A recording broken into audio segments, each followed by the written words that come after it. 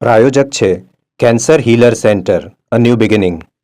પાટણમાં સરકારી અનાજના જથ્થાના કાળા કારોબારનો પર્દાફાશ. 36,000 કિલો સરકારી અનાજનો જથ્થો ઝડપાયો છે.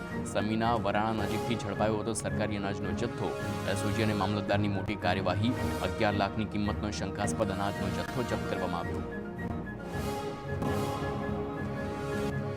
સુરેન્દ્રનગરમાં 300થી વધુ ખેડૂતો વિરુદ્ધ પાણી ચોરીનો ગુનો નોંધાયો છે. સિંચાઈ માટે પાણી લેનાર મૂળીના એક ખેડૂતને પાસા હેઠળ જેલમાં ધકેલાયો છે. અન્ય ખેડૂત કાર્યવાહીના ભયથી ઘર છોડી પલાયન કરવા મજબૂર. ખેડૂત ઉપર વર્ષ 2023 અને 24માં કરાયા હતા કેસ. 18 ફેબ્રુઆરી બાદ મહારેલીનું આયોજન કરી ખેડૂતોની જેલ ભરો આંદોલનની ચીમકી છે. સુરેન્દ્રનગરમાં ખેડૂતો પર સિંચાઈના પાણી મુદ્દે કાર્યવાહીથી રોષ ફેલાયો છે. સમગ્ર મામલે ખેડૂતો તંત્ર સામે આક્ષેપ પણ કરી રહ્યા છે. ખેડૂત અગ્રણીએ આરોપ લગાવ્યો છે કે બુટલેગરો બચી જાય છે અને ખેડૂતો પર પાસા લગાવી કાર્યવાહી કરવામાં આવે છે. ખેડૂત પરની કાર્યવાહીને લઈને તંત્ર સામે પણ અનેક સવાલ ઉઠ્યા. રાજકોટમાં મવડી ચોકડી નજીક મનપાની સિટી બસ ફસાઈ છે. ખોદકામ કરાયેલા રોડમાં ઇલેક્ટ્રિક સિટી બસ ફસાતા ટ્રાફિક જામ સર્જાયો છે. બાપા સીતારામ ચોક નજીક બન્યો હતો બનાવ. પાણીની પાઇપલાઇન નાખવાની કામગીરી માટે કરાયું હતું ખોદકામ.